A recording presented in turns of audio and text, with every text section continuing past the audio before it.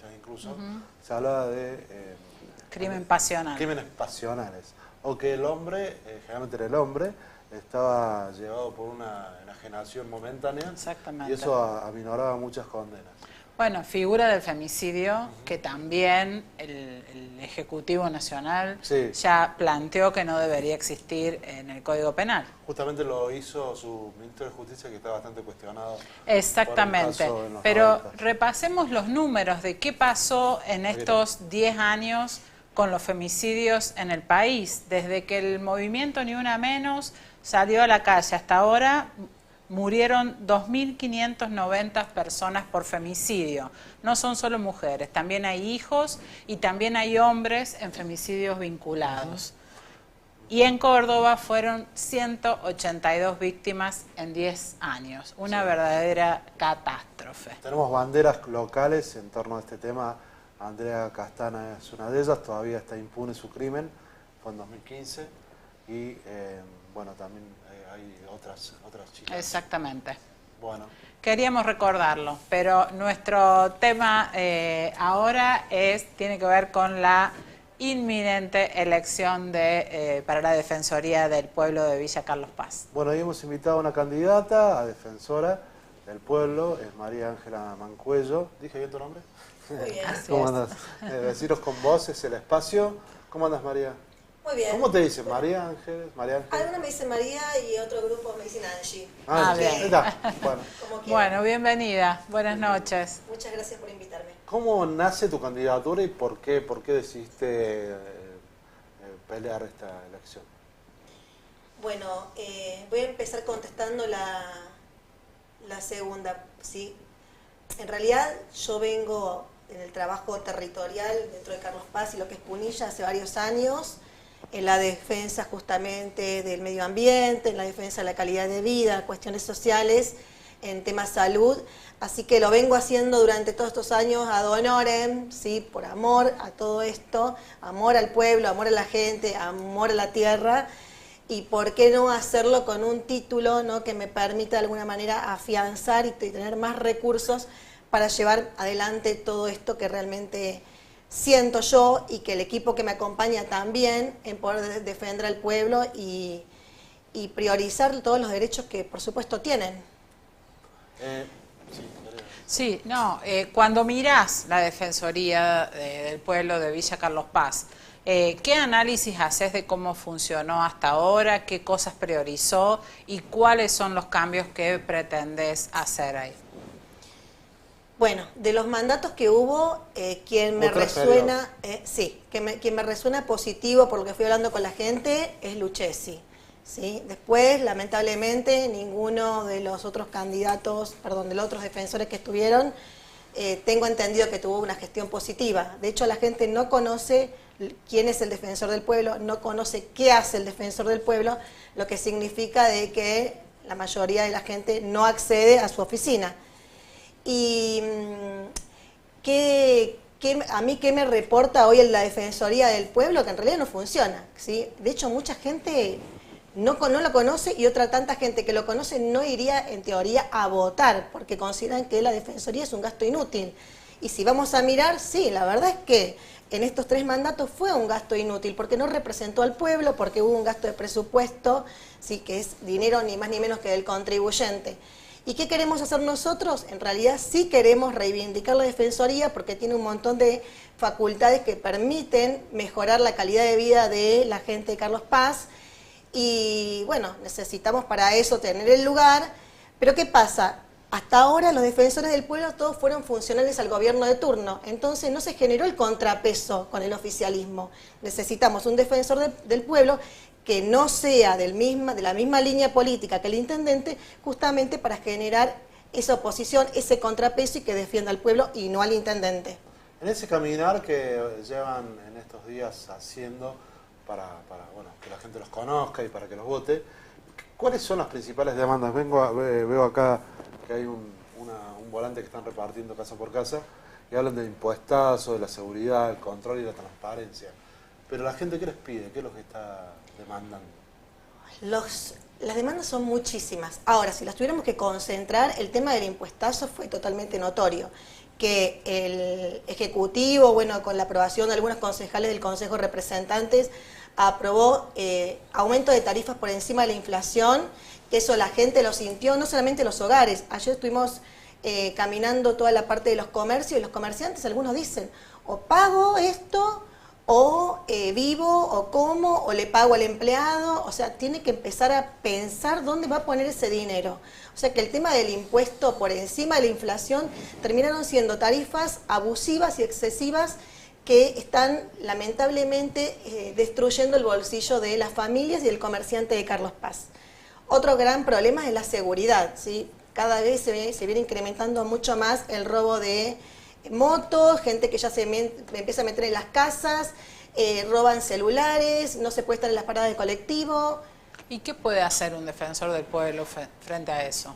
El defensor del pueblo, cuando se trata de algún tema de abuso de poder, injusticia, tiene legitimación procesal, puede intervenir y tener acciones judiciales. Así que tiene un montón de facultades, ¿sí? Puede solicitar informes. Hoy en día, la verdad es que ni el ciudadano, ni algunos concejales de la oposición, ni los ciudadanos comunes, yo como ciudadana común, tengo acceso a pedidos de informes de la municipalidad. Si no tenemos claro cuáles son las estadísticas que hay dentro de la ciudad, de inseguridad, etcétera, del problema de salud, en realidad es muy difícil poder solucionarlos y decir por dónde tenemos que ir. ¿Ustedes trazaron un diagnóstico de lo, más que diagnóstico, un informe de lo que ha hecho el último defensor en los últimos 4 años? Porque yo lo que he visto desde afuera, como periodista solamente, que se abocó mucho el tema del conflicto con la COPI, la capitalización y no mucho la inseguridad en algún momento, pero han hecho una evaluación de eso, de lo hecho como para decir, bueno, me diferencio. Trabajó Defensa del Consumidor, que es una... Sí ha trabajado, bueno, eso es, digamos que más que nada tiene que ver, está vinculado con la provincia. En sí, lo que es la Defensoría, sí, trabajó el problema de la capitalización, que tiene que ver con la COPI, donde estuvo obsesionado en ese tema únicamente. Una batalla muy vinculada al Ejecutivo también. Exactamente, una batalla, sí, que es la que conocemos siempre, Muni, COPI, a ver quién se quedaba realmente con los recursos. Bueno, ya sabemos quién terminó ganando esta batalla de alguna manera, pero el resto de los problemas no. De hecho, a ver, yo he ido por el tema seguridad, he ido por el tema tarifazo, con otro grupo de gente también, donde hubo gente autoconvocada, he ido por el tema Pantanillo y las respuestas fueron nulas.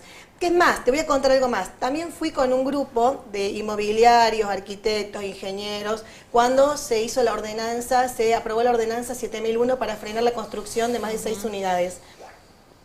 Hemos solicitado también que esté Carla Livelli, que es la secretaria de Planificación Urbano Ambiental, y ahí, cuando hablamos del tema de que se había frenado el motor de la construcción, qué iban a hacer, cuál era el plan B, porque iba a haber un montón de gente que quedaba sin laburo en ese momento, no solamente arquitectos, sino también albañiles y el kiosco que le vende el albañil todos los días, le pregunté cuál va a ser el plan B al defensor del pueblo, porque ya que ustedes están frenando esto, supongo que tienen en la cabeza entender que toda esta gente vive de sus ingresos.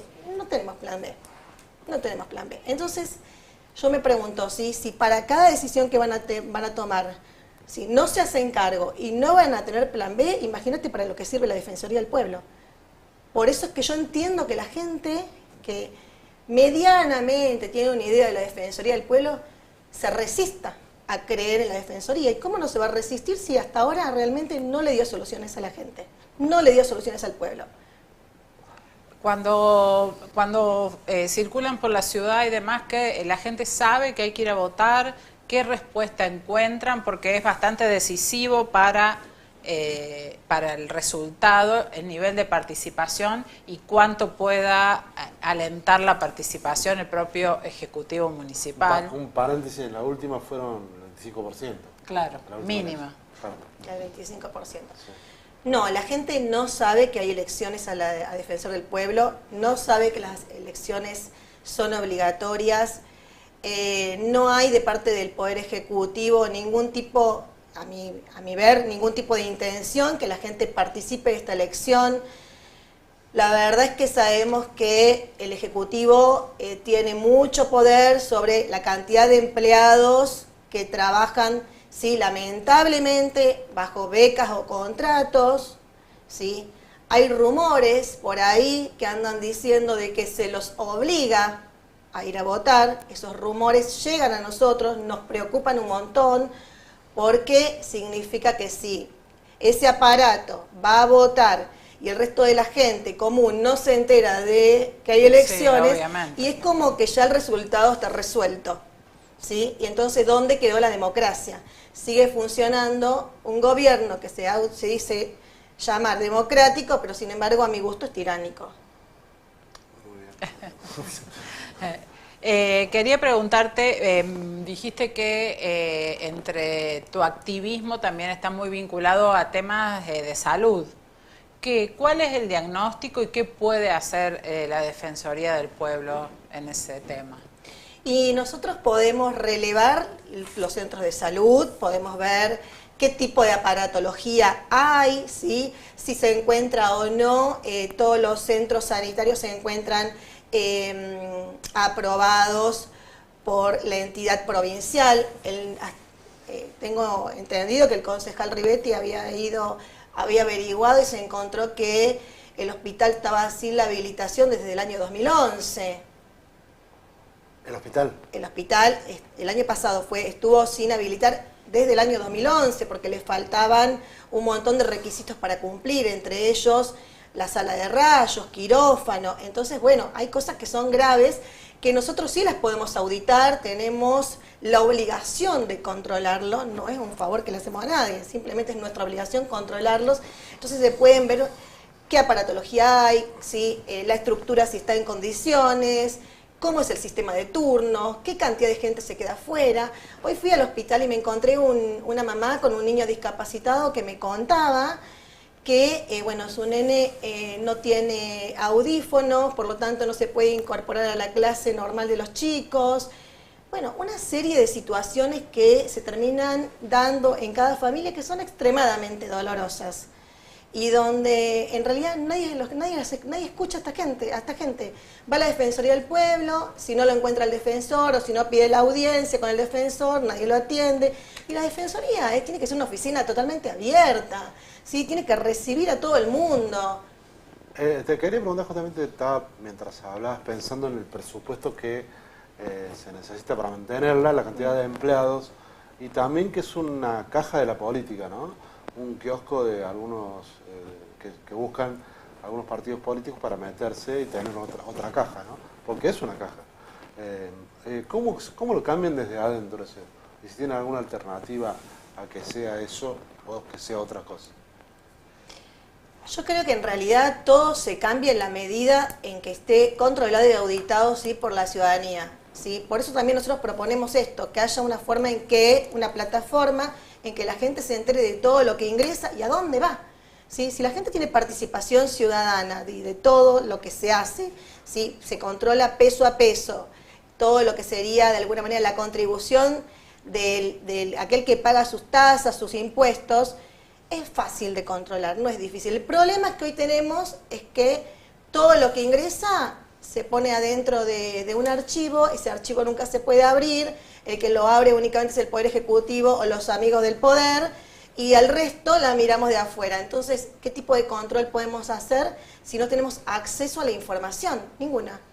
Claro, tenemos que saber si eso reditúa algo a la comunidad, más allá del gasto, ¿no? Porque hoy está muy en boga el criticar el gasto público, a nivel nacional, digo, y también las provincias, pero bueno, si no tiene una repercusión o una llegada a la gente, por ahí se hace el caldo gordo justamente a los que plantean esta postura, que el Estado no funciona. Yo creo que el Estado tiene que estar presente, tiene que estar funcionando, la gente tiene que participar y hay después, en este caso, hay partidas dentro del presupuesto que son muy sensibles a la calidad de vida del ciudadano y tienen que seguir existiendo. También es cierto que hay por ahí una superposición de funciones, ¿no?, con el Consejo Deliberante. Y hay cosas que uno dice, y entonces, ¿para qué está la oposición en el Consejo si la función de Contralor la hace la Defensoría del Pueblo. Pero me parece, bueno, de hecho Carlos Paz es una de las pocas ciudades de la provincia, si no la única, que tiene Defensoría, sí. Además. Sí. ¿Cómo ves eso? ¿Cuál es el rol del defensor y cuál es el rol del concejal en ese caso? Yo te voy a decir lo que yo veo. Sí. Vos en el Consejo Representante tenés 12 concejales, ¿sí? Pero con 7 concejales es suficiente para que se apruebe, y los 7 concejales los tiene el oficialismo. Entonces se aprueba lo que ellos dicen. La mayoría automática decís que borra cualquier posibilidad de objeción. Sí, y el resto se cajonea. Y si fuéramos al caso, por ejemplo, del incremento de tarifas, que según el artículo 134 de la Carta Orgánica Municipal dice que se necesitan más de 7 votos para poder aprobarse un presupuesto, y la verdad es que todo el año pasado y todo lo que vino este año se violó la Carta Orgánica, no se hizo la doble lectura ni la audiencia pública para incrementar las tarifas. Porque se le dio ese superpoder al intendente, ¿no? Claro, ahí ya es renunciar a la propia función, así que... Porque ellos dicen que están readecuando, no están incrementando la tarifa, sino la están readecuando. Sí. La están incrementando, como vos la quieras llamar, la readecual, indexal, no sé, como lo quieras llamar, en realidad la estás incrementando. Bueno, se viola la Carta Orgánica, entonces fíjense, estamos ante una situación bastante complicada, entonces ¿para qué sirve hoy tener un consejo de representantes con una oposición? Y no sé, ¿para qué sirve? Sí sé que nosotros desde la Defensoría tenemos muy claro que tenemos atribuciones, funciones que cumplir, y a todas esas funciones, todas esas atribuciones le queremos agregar algunas más que hoy no están, como por ejemplo la defensa del adulto mayor, ¿sí? Que es algo muy sensible, una situación muy puntual que hoy con toda la crisis que hay la gente de tercera edad está viviendo. Otro tema es, por ejemplo, tomar como personas jurídicas el agua, los animales, ¿sí? y la tierra, y defenderlo, porque hoy estamos ante un cambio, ¿sí? Por toda esta cuestión climática, y aparte porque tenemos que empezar a tener un poco más de sensibilidad también con los que no tienen voz. Así que tenemos varias intenciones de avanzar con lo que hay y con mucho más. Bueno, te agradecemos la visita y esperemos que la gente vaya a votar el domingo 29. Eso sería muy importante. Hay 6 listas, hay 6 opciones, que se conozcan, que se debatan en lo posible y que vayan a votar el domingo 29, muy importante. Gracias, María. Muchísimas gracias a ustedes. Vamos a un pequeño corte y volvemos con otra entrevista.